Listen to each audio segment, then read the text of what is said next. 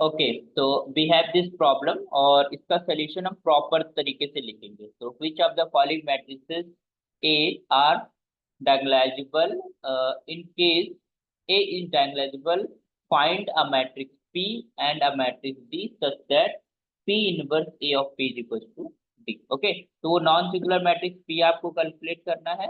और इस P के अंदर हमारे पास जो आपके कॉलम्स में होते हैं, वो कॉलम में हमारे पास आइगन वेक्टर्स सारे पड़े होते हैं।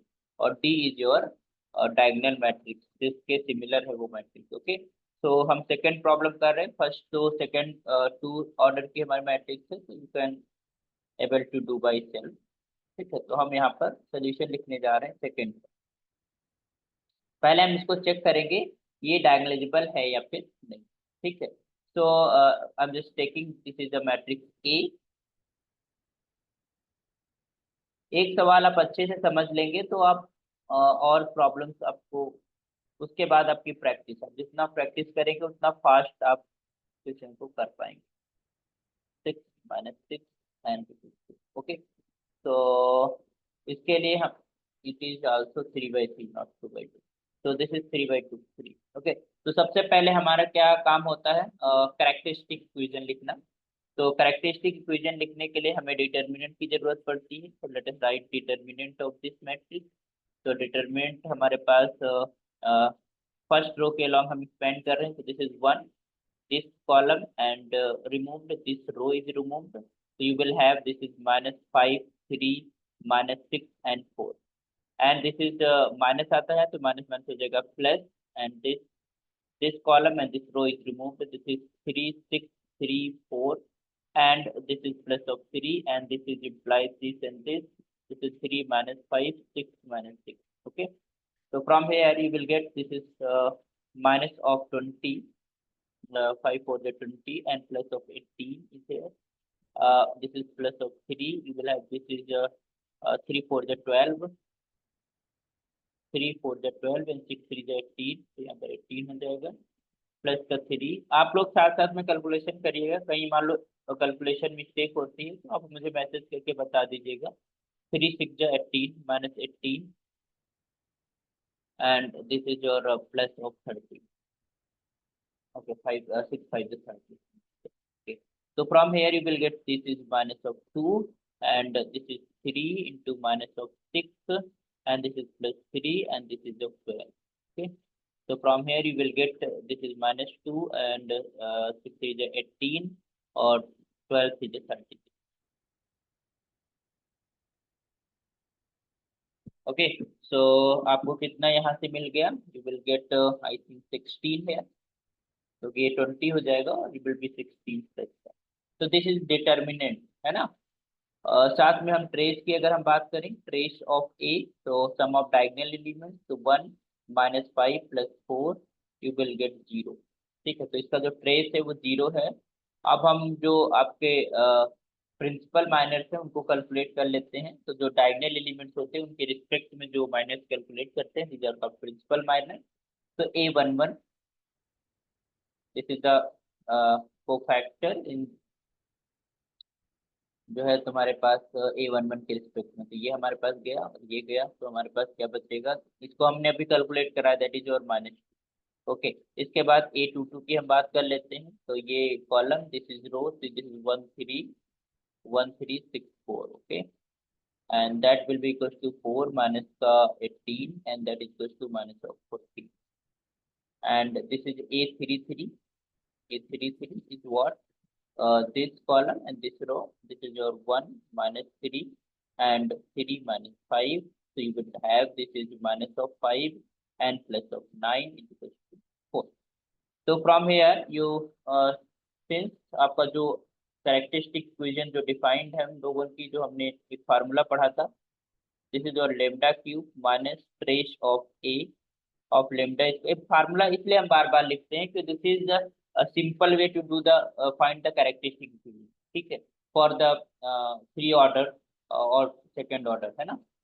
तो इसलिए हम इस फार्मूले का यूज करते हैं।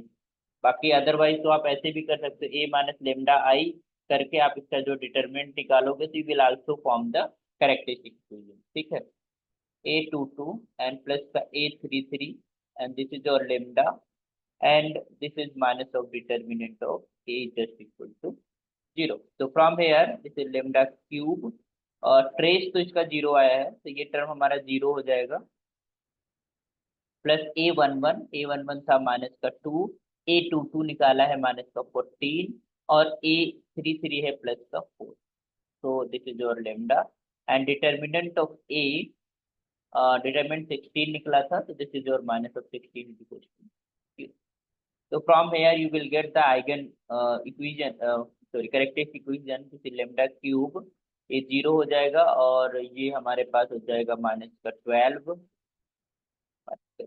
of lambda and this is minus of 16 equal to 0. तो हम यहाँ पर अगर देख रहे हैं कि अगर हम पुट करते हैं यहाँ पर lambda is equal to minus का 2 तो ये -2 का होल क्यूब माइनस का 12 इंटू -2 एंड -16 तो आपको क्या मिलेगा this is minus of 8 and plus of 24 and minus of 16 और 8 24 this is 24 minus 24 you will get 0. इसका मतलब लेमडा इक्वल टू -2 इसका एक रूट है इस इक्वेशन. ठीक तो फिर से वही सिंथेटिक डिवीजन से हम काम कर सकते हैं इसके हम कोएफिशिएंट लिख लें यहाँ पर you can just right like this is your 1. अब देखिए लेमडा स्क्वायर का कोएफिशिएंट यहाँ पर नहीं है just put 0 here and this is minus of 12 and minus of 16. Okay and यहाँ पर लेमडा इक्वल्स टू -2 है तो जस्ट पुट इट -2 हेयर. इस 1 को आपको पूरा वैसे ही वैसे हमें नीचे कर रख लेना है. -2 को 0 से मल्टीप्लाई करेंगे तो -2 ऐड करेंगे तो you will be -2 -2 is -4 you will have minus minus plus का हो जाएगा माइनस माइनस प्लस का 4 तो ये माइनस का 8 आ जाएगा and this is minus minus plus and plus का 16 and you will get 0 definitely you will get 0 here. तो ये हमारे पास जो क्वाड्रेटिक बनेगी this is your lambda square -2 lambda and minus of 8 is just equal to 0. मतलब ये हमारे पास अब इसको सॉल्व कर लेते हैं तो इसको जब सॉल्व करेंगे तो लेमडा स्क्वायर माइनस का 4 लेमडा प्लस का 2 lambda -8 is just equal to 0. From here you will get lambda -2 यहाँ पर आप प्लस का 2 बाहर ले लीजिए तो इस लेमडा -4 इज इक्वल टू 0 तो यहाँ पर 4 बचेगा तो ये लेमडा -4 और this is your lambda +2 is equal to 0. तो from here you will get -2 and 4. तो हमारे पास जो आइगन वैल्यूज है पहले लेमडा इक्वल टू -2 एक पहले आ ही चुकी थी आइगन वैल्यू तो इसका मतलब है कि जो आइगन वैल्यूज हमको मिली वो तुम्हारे पास lambda is equal to -2 and 4. तो 4 की जो अलजेब्रिक मल्टीप्लिसिटी है वो 1 है -2 की हमारे पास 2 है तो -2 के लिए ज्योमेट्रिक मल्टीप्लिसिटी निकालना पड़ेगा तो उसके लिए हम क्या करते हैं लेट अस सी. तो नाउ ए माइनस लेमडा की जगह 2 रखना है तो -2i हो जाएगा. ओके ए -2i A+2i हम कैलकुलेट करने जा रहे हैं. इट मीन्स जो ए है ये मैट्रिक्स है जो हमारे पास ए मैट्रिक्स थी ए मैट्रिक्स हमारे पास क्या थी that was 1 -3 -3 -3 3 and 3 -5 3 and 6 -6 4. Okay तो 1 -3 3 and this is 3 -5 3 and this is 6 -6 and 4. ये तुम्हारे पास मैट्रिक्स है 1 -3 3 3 -5 3 and 6 -6 4. ओके ये हमारे पास है तो इसमें हमें डायगोनल में 2 ऐड करना है क्योंकि हमारे पास ए माइनस माइनस लेमडा ही होता था ए माइनस लेमडा ही होता था तो लेमडा की जगह -2 है तो माइनस की जगह प्लस A+2i होता है तो इसमें इसके डायगोनल में आप 2 ऐड कर दीजिए. तो जब आप 2 ऐड करेंगे तो you will get 3 here this is -3 3 और 3 और इसमें जब 2 ऐड करोगे तो यहाँ पर भी -3 आ जाएगा यहाँ पर भी 3 आ जाएगा और दिस इज 6 -6 और 2 4 में ऐड करोगे तो यू विल गेट 6. ठीक तो डायरेक्टली हम देख रहे हैं इसको रो इक्विवेलेंट फॉर्म में रिड्यूस करना होता है तो we will reduce in the row equivalent form. तो 3 -3 एंड 3 अब यहाँ पर हम इसमें से अगर हम R2 से R1 को सेपरेट कर दें तो you will get 0 here you will get 0 here you will get 0 here और अगर हम R1 में 2 मल्टीप्लाई करके R3 से सेपरेट कर दे तो भी आपको 0 0 0 यहाँ मिलेगा. You can just applied this is R2 is just equal to R2 minus R1 and this is R3 is equals to R3 minus 2 times of R1। तो यहाँ पर 0 आ गया, एक ही नॉन जीरो रो मिली, उसका पीओटी पोजीशन 1 है। तो इसकी जो रैंक हो गई, जैसे rank of A plus 2i, है ना, that is equal to 1। Okay. तो आप अब अगर ज्योमेट्रिक मल्टीप्लिसिटी की बात करें, ठीक है, geometric multiplicity of -2 eigen value, that is equal to what, you know that की फार्मूला क्या होता है, एन, एन का मतलब 3 यहाँ पर है ना, N minus rank of A plus 2i, two, हाँ 2i, ये होता है फार्मूला। एन का मतलब है 3, 3 माइनस 1 इट मीन्स 2। तो इसकी ज्योमेट्रिक मल्टीप्लिसिटी भी 2 आ गई और अलजेब्रिक मल्टीप्लिसिटी भी 2 थी, तो इसका मतलब है इस आइगन वैल्यू की एम जी एम सेम है। और 4 की तो थी ही, तो अगर यहाँ पर हम टेबल बना लें और हम आसानी से देख पा रहे हैं चीजों को clearly, you can just see.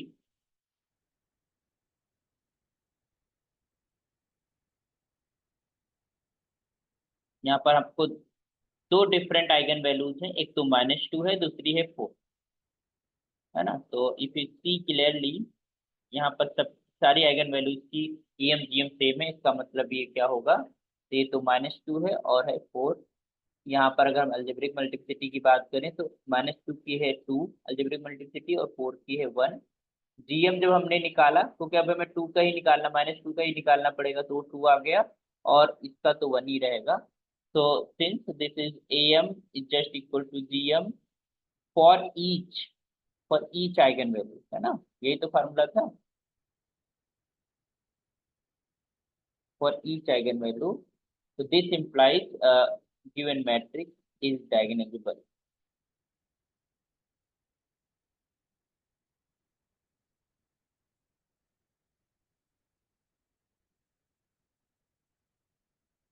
Okay. तो ये तो चेक करने का तरीका है। अब हमको चाहिए पी, वो जो नॉन सिंगुलर मैट्रिक्स है उसे चाहिए, और डी आपको कैलकुलेट करना है। तो उसके लिए हम आइगन वेक्टर्स को कैलकुलेट करेंगे with respect to eigen values -2 and 4। तो हम अब ध्यान देना, क्योंकि डायमेंशन DM2 है, इसका मतलब डायमेंशन 2 है, तो इसका मतलब है लेमडा इक्वल टू -2 के लिए दो इंडिपेंडेंट आइगन वेक्टर्स आएंगे, और लेमडा इक्वल टू 4 के लिए एक आइगन वेक्टर आएगा, ठीक है। तो क्या आइगन स्पेस की डायमेंशन, जितनी डायमेंशन उतने इंडिपेंडेंट वेक्टर। ओके। तो यहाँ पर हम let us see for lambda is equal to, for lambda is equal to -2 we are going to see. तो हमें पता है कि जो हम आइगन स्पेस जब हमारे पास निकालना होता है, तो हमारे पास ये होता है ए, ये minus lambda I into x का सोल्यूशन निकालते हैं, ठीक है। जब आइगन वेक्टर हमें कैलकुलेट करना होता है, तो ये जो, ये हमारे पास होमोजीनियस सिस्टम बनता है,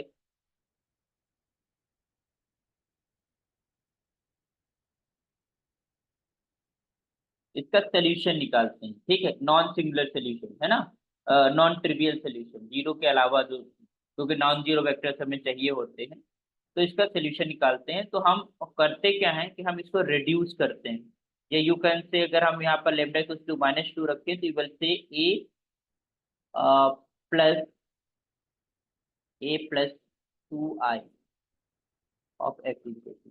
अच्छा, एक चीज ध्यान दीजिएगा, यहाँ पर हमने अभी A + 2i मैट्रिक्स लिखी थी, और उसको हमने आरईएफ में कन्वर्ट कर लिया था, है ना। इसका जो आरईएफ फॉर्म था वो ये था, ठीक है। तो you can just see here कि दिस इज, तो इसको रिड्यूस्ड सिस्टम में हम डाल सकते हैं, you can just say like this. यहाँ पर से हमारे पास 3 - 3 था, 3 - 3 3, and this is your 3 - 3 3, and this is 6 - 6 and 6, ये हमारे पास आया था। और फिर इसको हमने जब आरईएफ में कन्वर्ट करा था, तो it remains only 3 - 3 3, and this is your 0 0 0 0 0 0, ये हमारे पास प्योर पोजीशन हो जाता था, दिस इज योर आरईएफ। तो आपको यहाँ पर भी यही काम करना है कि जब A + 2i बने, तो उसको आप रिड्यूस कर लीजिए। अब यहाँ से अब रिड्यूस सिस्टम हम लिखते हैं, रेड्यूस मतलब यही, ये जो सिस्टम था होमोजेनियस का, जब हम उसको कन्वर्ट कर लिए आरएफ में, तो अब हमारे पास रिड्यूस सिस्टम है। अगर हम यहाँ पर एक्स जो आइगन वेक्टर है उसको हम ऐसे लेके चल रहे हैं XY Z, ठीक है, तो अब हमारा रिड्यूस सिस्टम कुछ इस तरीके से हो जाएगा, दिस इज 3x प्लस का 3y माइनस का 3y और प्लस का 3z is just equal to 0। This is came from when you multiplied this X Y Z with, जब आप मल्टीप्लाई करोगे तो यू विल गेट से, और राइट साइड में तो जीरो पड़ा ही है। मगर अगर आपको ये देखना कि रिड्यूस सिस्टम आया कैसे, तो हमने इसको मैट्रिक्स को पहले अपने आरईएफ में कन्वर्ट करा, and then you just multiplied 3 minus 3 and 0 0 0 0 0 0 0 with this X Y Z. तो जब आप मल्टीप्लाई करोगे और राइट साइड में तो जीरो मैट्रिक्स पड़ी ही है हमारे पास, है ना, कॉलम मैट्रिक्स। ओके, तो यू विल जब मल्टीप्लाई करोगे तो you will get this is your 3 minus, sorry 3x minus 3y plus का 3z, ये आ गया, बाकी तो 0 0 रहेगा। तो यहाँ से हमारे पास रिड्यूस सिस्टम मिलेगा। व्हेन यू कंपेयर करा तो 3x माइनस 3y प्लस का 3z इक्वल टू 0। तो ये सब हम करने को जरूरत नहीं है। I you simply directly you can just write this reduce system. Reduce system का मतलब है जो तीन हमारे पास यहाँ पर अगर रखते तो तीन आइगन तीन हमारे पास इक्वेशन मिलती, लीनियर इक्वेशन मिलती, सिस्टम ऑफ लीनियर इक्वेशन मिलता, और फिर वो रिड्यूस हो गया एक में। ठीक है, मतलब वो तीन अलग अलग नहीं थी, एक ही थी, क्योंकि हमारे पास उसकी जो रैंक है दैट इज योर 1। तो यहाँ पर हमारे पास जो एक्स आएगा दिस इज योर एक्स, 3 से अगर हम डिवाइड करते हैं X minus Y, X minus Y plus of Z is just equal to 0। तो यहाँ पर किन्हीं दो को आपको चूज करना पड़ेगा, क्योंकि हमारे पास फ्री वेरिएबल यहाँ पर दो है। ठीक है, या मतलब दो को, जैसे मान लो हमने लेट करा, let this y is equal to k1 and this z is equal to, या फिर x के बराबर आप मान सकते हो। I am just taking suppose that हमने मान लो x बराबर मान लिया, x माना और y माना। ठीक है, let this is x is equals to k1 and this y is equals to k2। कोई हमारे पास फील्ड के एलिमेंट्स हैं, दिस इज फ्रॉम फील्ड। तो दिस k1 k2 अगर हम रखेंगे तो यहाँ पर निकलेगा this is your k1 minus of k2 and plus of z is equal to 0। तो this z is equal to उधर भेज देते हैं k2 माइनस k1। इसका मतलब ये है कि whenever this x is equals to k1 and this y is equals to k2, this z is equals to k2 minus k1। Okay, अगर हमें सपोज दैट हमने मान लो कहा this k1 is equals to 1 and k2 is equals to also 1, तो हमारे पास z बराबर क्या आ जाएगा, 1 माइनस 1 इज इक्वल्स टू 0। तो अब हमारे पास एक एक हमारे पास आइगन वेक्टर बन गया, this is your eigen vector 1 1 0। ठीक, अगर हम यहीं पे मान लो हमने कहा कि this is k1 is equals to 1, k2 is, मान लो हमने कहा -1 और k2 इज इक्वल्स टू हमने लिया 1, तो this z is equals to, z बराबर हो जाएगा तुम्हारे पास k2 माइनस, मतलब 1 माइनस माइनस प्लस का 1 मीन्स 2। तो एक दूसरा आइगन वेक्टर बनेगा, this is equals to -1 1 and 2। ठीक, ये दोनों आइगन वेक्टर क्या हैं, Li, these are linearly independent. ठीक है, दीज आर डिफरेंट वेक्टर्स। ठीक है, तो इसका मतलब दो तरीके के हमारे पास वेक्टर्स हैं। एक तो हमारे पास लीनियर से बहुत सारे लीनियरली इंडिपेंडेंट वेक्टर्स मिल जाएंगे, बट टू, क्योंकि इसमें टू फ्री वेरिएबल्स हैं, तो इसका मतलब dimension of this eigen space is 2। तो इसके अंदर जो हमारे पास कह सकते हो, अगर हम यहाँ पर लिखें E E with respect to -2 था ना, हाँ, आइगन वैल्यू -2, तो eigen space with respect to -2, so that is what we can say, so that is equals to all the vectors such that this is uh, this here, all the vectors such that a of x is equals to -2 times of x, है ना, यही तो होता है। अब यहाँ पर x भी इंक्लूडेड है। अगर आइगन स्पेस की हम बात कर रहे हैं, दिस इज आइगन स्पेस,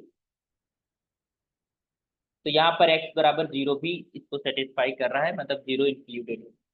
अच्छा, अगर हम बेसिस की बात करें, basis of this eigen space, तो बेसिस के अंदर कोई भी दो लीनियरली इंडिपेंडेंट वेक्टर्स लिख दिया हमने। ठीक है, तो सपोज दैट कि हमने ये वेक्टर लिखा 1 1 0, और दूसरा हमने लिखा दिस इज -1 1 एंड 2। तो this is linearly independent vector. Okay, तो ये हमारे पास -2 के रिस्पेक्ट में बेसिस मिल गई, और बेसिस में एलआई वेक्टर्स हमारे पास हैं। तो these are eigen vectors, we can say this is your x1 and this is your x। Okay, अब हम लेमडा इज इक्वल टू 4 के रिस्पेक्ट, समझ में आया कि हम आइगन वेक्टर्स कैसे निकालते हैं, कैसे कैलकुलेशन परफॉर्म करके, मतलब ये जो हमारे पास होमोजेनियस सिस्टम है, इसका सोल्यूशन, इसमें इसको नॉन जीरो, कौन से नॉन जीरो एक्सिस को सेटिस्फाई करते हैं, है ना। तो उसको निकालने के लिए हमने सिस्टम को रिड्यूस करा तो हमारे पास जनरल जनरल पॉइंट मिला। अच्छा, के बराबर कुछ भी पुट कर सकते हो, you will get the eigen vector. There are infinity many eigen vectors if you take in k1 k2 and the different in the such a way, but if we choose in such a way we get 2, because 2 यहाँ पर free variable है, इसका मतलब dimension की 2 है। तो 2 हम कोई भी हम k1 k2 कुछ इस तरीके से चूज करें कि यहाँ पर 2 आइगन वेक्टर्स हमको एलआई मिल जाए, लीनियरली इंडिपेंडेंट मिल जाए, और उनको हम बेसिस में रख सकते हैं, these are form the basis. Okay, तो ये तो बेसिस हमारे पास होगी -2 की। अब lambda is equal to, please मुझे बताएं समझ में आ रही ना चीजें।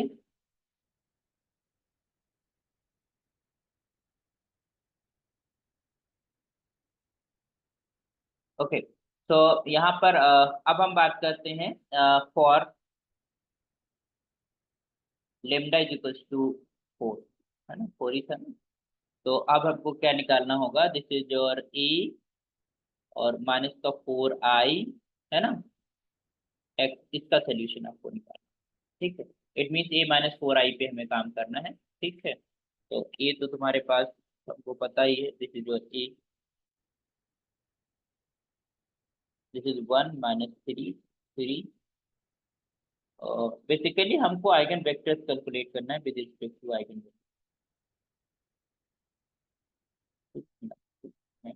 अब आपको इसके डायगोनल से क्या सब्ट्रैक्ट करना है, a-4i हम ले रहे हैं, that is equal to 4 subtract करना है। तो 4 जब सब्ट्रैक्ट करो, 1 -4 is -3 and 3, and this is 3 -3 and -3, और उसमें से -4 तो माइनस का 9, and this is your 3। Okay, and here this is your 6 -6, and 4 में से 4 जाएगा तो विल गेट 0 है।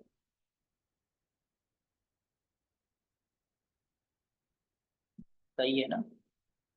हाँ, ए माइनस, तो क्या आइगन वैल्यू हमारे पास 4 है, तो 1 -3 दिस -6 ठीक है, 3 -5 5 -4 मतलब -9 3, and this is 6 6 is 0। Okay, ठीक है। ओके, अब इसको सिंप्लीफाई आपको करना है। तो यू कैन सी क्लियरली कि हम अगर यहाँ पर रिड्यूस करें, तो if we just subtract from here to here, तो दिस इज योर -3 एंड 3, और यहाँ पर आप इसको सब्ट्रैक्ट कर दीजिए, और this is your 3 and minus, यहाँ पर आप क्या करिए, ध्यान देना, यहाँ पर 6 आ जाएगा, यहाँ पर माइनस का 6 आ जाएगा, और यहाँ 0 आ जाएगा। ये 6 -6 एंड 0 हमने अप्लाई क्या करा है, हमने अप्लाई करा है this is R2, R2 is replacing with R2 minus का R1। ठीक, तो यहाँ पर सेम आ जाएगा, तो we can just cancel one of them. अब यहाँ पर अप्लाई करते हैं, नीचे वाला जो हमारे पास रो है, मतलब थर्ड रो है, उसको हम 0 कर देंगे, 6 -6 0, and this is 0 0 0, by applying R3 is equal to R3 and minus of R2। Clear. अब हमारे पास एक और हम फंडामेंटल लगाएंगे, that is equal to what, इसमें से यहाँ पर 0 करना है, तो यहाँ पर 0 करने के लिए this multiplying 2 here and adding, तो -3 एंड दिस इज 3, और यहाँ पर हमने 0 करा, तो फिर रो इक्विवेलेंट फॉर्म में कन्वर्ट करना है ना, तो हमारे पास जो नॉन जीरो पिवोटल पोजीशन होते हैं उसके नीचे 0 होना चाहिए, तो यहाँ पर 0। तो हमने करा क्या कि I am just applying this thing, R2 is give to R2 plus का 2 टाइम्स ऑफ R1, है ना, तो इसमें 6 हो जाएगा, ये 0 हो जाएगा, यहाँ पर 6 हुआ, तो 6 और 6 ये माइनस का 12, क्योंकि माइनस का ही दोनों सेम साइन है, तो माइनस का 12, और यहाँ पर हमें मल्टीप्लाई करेंगे तो यहाँ पर 6 आ जाएगा। ठीक, तो that is equal to 0 0 0। Okay, तो यहाँ पर पिवोटल पोजीशन है, ये आरईएफ में कन्वर्ट हो गया, this is your row equivalent form. ठीक, अब जब आरईएफ में कन्वर्ट होगा तो इसका रिड्यूस सिस्टम लिखेंगे, we can write the reduced system. तो रिड्यूस सिस्टम जब लिखेंगे तो यहाँ हो जाएगा -3x -3y +3z is equal to 0। और दूसरा यहाँ से आएगा क्योंकि सेकंड पोजीशन हमारे y की है, तो -12y and +6z is equal to 0। तो यहाँ पर दो इक्वेशन हमको मिली, एक इक्वेशन हमारी गायब हो गई। तो यहाँ से हम देख पा रहे हैं कि यहाँ पर इफ यू जस्ट से, तो z बराबर हमारे पास 2y आ जाएगा, है ना, फ्रॉम दिस इक्वेशन। और z बराबर 2y यहाँ पुट कर दीजिए, तो हमारे पास हो जाएगा this is z equal to 2y, हमारे पास यहाँ पुट करेंगे तो यहाँ पर आ जाएगा -3x -3x और -3y, और यहाँ पर पुट करेंगे तो 3 ऑफ y इक्वल टू 0। अगर हम डिवाइड कर दे पूरी को, -y और that is equal to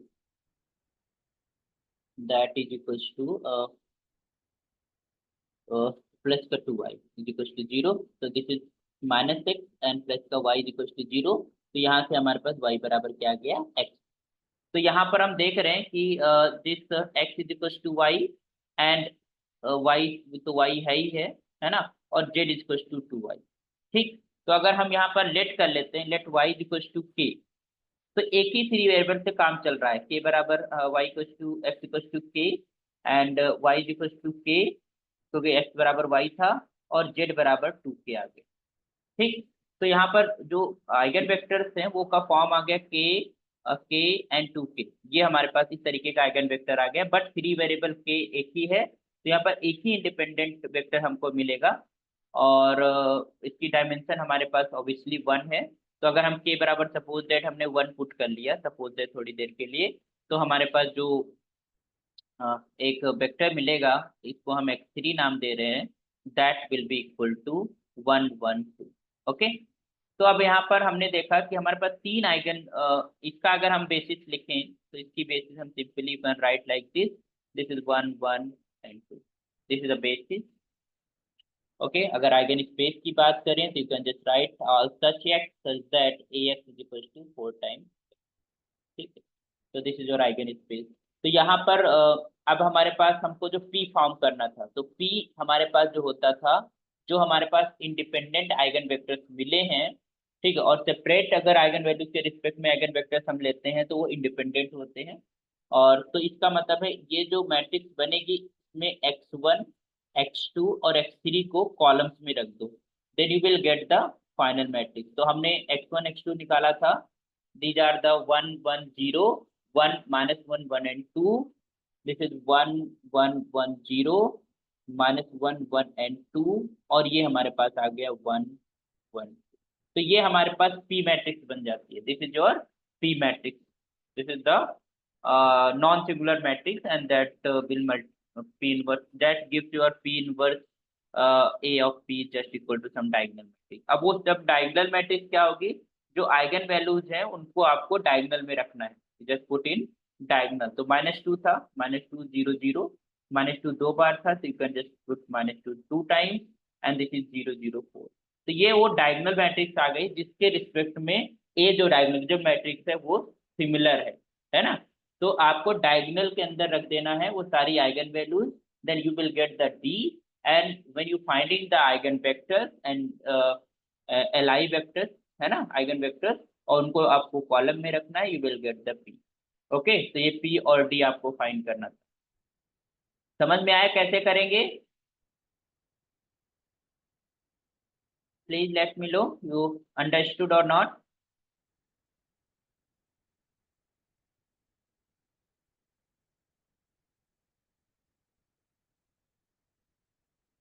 I hope कि आपको समझ में आया होगा। ये प्रॉब्लम इसीलिए हमने पर्टिकुलरली हमें एक प्रॉब्लम लेके पूरा सोल्यूशन करा, ताकि आपको ये पता हो कि हमें कैसे प्रॉब्लम्स को करना है। और स्टार्टिंग में आप लोग जब प्रैक्टिस करना तो फुल करना, मतलब बहुत स्टार्ट करने की कोशिश ना करना, ताकि आप लोग जो है अच्छे से सीखें। और उसके बाद जो है हमने हमने लास्ट क्लास में कुछ प्रॉब्लम्स कुछ एक्सरसाइजेज लिखी थी, उनको भी आप ट्राई करना। और डायग्नोसिटी जो है डायग्नोजिबल चेक करना, है ना, आता है, प्रॉब्लम्स भी इसके ऊपर पूछी जाती है। ओके, तो आज के लिए इतना ही, फिर नेक्स्ट लेक्चर में मिलते हैं हम लोग।